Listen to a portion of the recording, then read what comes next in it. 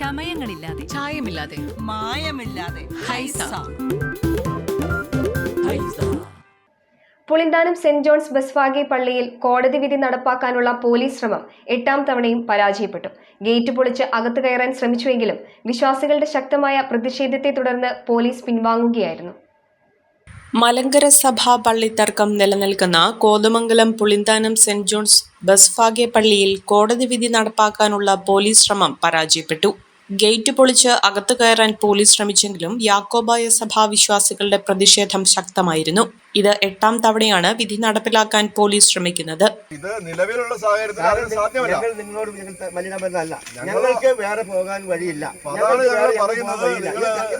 ഈ നിൽക്കുന്ന ഞങ്ങളുടെ പൂർവികന്മാർ, ഞങ്ങളുടെ മാതാപിതാക്കൾ ഞങ്ങൾക്ക് പണിത ദേവാലയമാണ്. ഈ ദേവാലയം വിട്ടു പോകുന്നത് യാതൊരു പ്രശ്നവുമില്ല.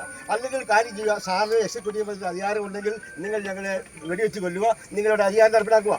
അല്ലാതെ അതിൽ നിന്ന് ഒരു ഇഞ്ച് പോലും പുറകോട്ടില്ല, ഒരു വിശ്വാസം പുറകോട്ടില്ല. കാര്യം മനസ്സിലാക്കുക.